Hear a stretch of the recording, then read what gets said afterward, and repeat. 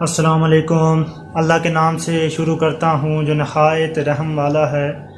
سب سے پہلے لاکھوں کروڑوں درود و سلام ہمارے پیارے آقا صلی اللہ علیہ وآلہ وسلم پر۔ نیت کر لیجئے جو علم دین سیکھوں گا سنوں گا اس پر عمل کروں گا۔ آئیے جانتے ہیں ریاکاری سے کیسے بچیں۔ عمل کے ذریعے 15 صورتیں ہیں ریاکاری کی، آئیے جانتے ہیں۔ ریاکاری گفتگو یا بیان کرنے یا سننے یا نعت شریف یا سننے کے دوران اس نیت سے ابدیدہ ہو جانا کہ دیکھنے والا اسے خوف خدا عز و جل رکھنے والا اور بہت بڑا عاشق رسول سمجھے، یہ ریاکاری کی ایک صورت ہے۔ لوگوں کی موجودگی میں یا کسی محفل میں مسلسل ہونٹ ہلاتے رہنا تاکہ لوگ اسے کثرت سے ذکر اللہ عز و جل کرنے والا یا درود پاک پڑھنے والا سمجھیں، فقط اس لیے زبانی بیان کرنا کہ لوگ اسے بہت بڑا عالم تصور کریں، یا دیکھ کر بیان کرنے سے اس لیے کترانا کہ سننے والا کہیں اسے جاہل نہ سمجھے۔ باہر عفو درگزر اور عاجزی کا پیکر بنے رہنا اور گھر میں ایسا ببر شیر کہ ناک پر مکھی بھی نہ بیٹھنے دے۔ لوگوں کے سامنے خشوع خضوع سے تمام آداب بجا لاتے ہوئے نماز پڑھے اور تنہائی میں کہ ایسی کہ فرائض و واجبات پورے ہونا مشکوک ہو جائیں۔ لوگوں کے سامنے تو کھانے پینے بیٹھنے اور دیگر سنتوں پر عمل کرنا مگر تنہائی میں سستی کرنا۔ لوگوں کے سامنے سخاوت کا موقع ملے تو کسی سے پیچھے نہ رہے مگر کوئی اکیلے میں مدد کے لیے درخواست کرے تو حیلے بہانے کرے۔ کسی دعوت میں جانا پڑے تو اس لیے کم کھائے کہ شرکا اسے سنت کی پیروی کرنے والا اور کم کھانے والا تصور کرے، مگر جب گھر میں یا بے تکلف دوستوں کے دوران ہو تو دوسروں کا حصہ بھی چپٹ کر جائے، دوسروں کا حصہ بھی چپٹ کر جائے۔ دوسروں کی موجودگی میں ریاکاری یا میزبان وغیرہ کے اصرار سے بچنے کے لیے ایک طریقہ یہ بھی ہو سکتا ہے کہ 3 انگلیوں سے چھوٹے چھوٹے نوالے لے کر خوب چبا کر کھائیے اور ہمیشہ ان سنتوں کا خیال رکھیے۔ بالخصوص دعوتوں پر اکثر لوگ جلدی جلدی کھاتے ہیں، لہٰذا ہو سکتا ہے کھانے کی مشغولیت انہیں آپ سے بے توجہ رکھے۔ اگر پھر بھی آپ خود کو جلد فارغ ہوتا محسوس فرمائیں تو اطمینان سے ہڈیاں چوستے رہیے۔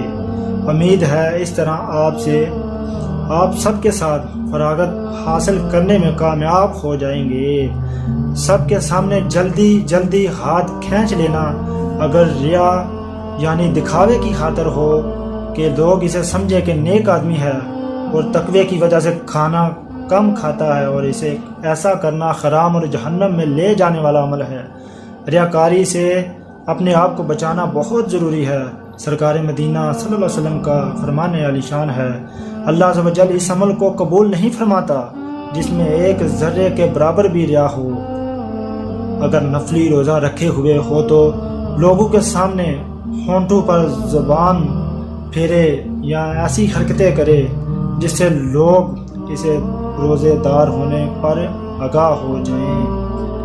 اگر کثیر مجمع کے سامنے ایکو ساؤنڈ پر نعت شریف پڑھنے کا موقع ملے تو خوب جھوم جھوم کر پڑھے، اور ایکو ساؤنڈ نہ ہو تو تھوڑے لوگ ہوں یا تنہائی میں پڑھے تو تھوڑی ہی دیر میں گلا تھک جائے۔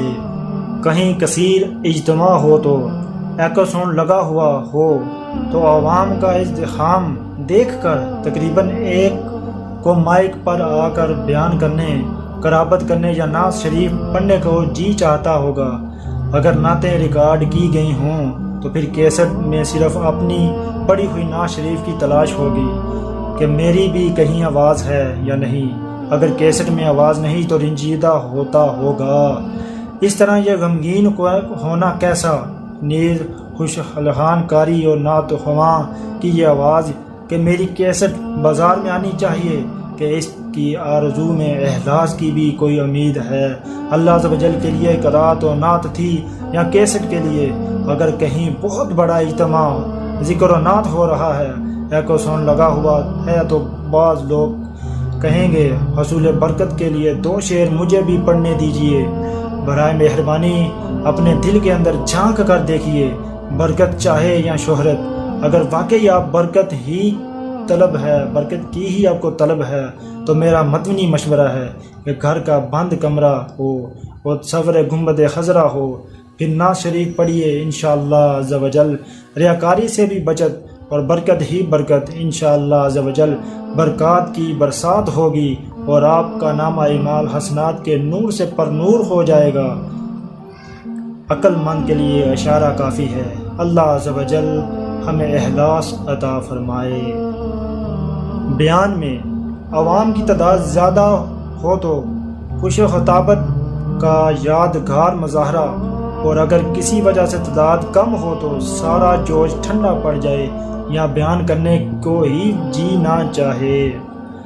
اگر قسمت سے شب بیداری کرنے یا تہجد پڑھنے کا موقع ملے تو دن میں لوگوں کے سامنے آنکھیں ملے یا اس انداز سے انگڑائیاں وغیرہ لے کہ اس کی شب بیداری کا سب کو پتہ چل جائے۔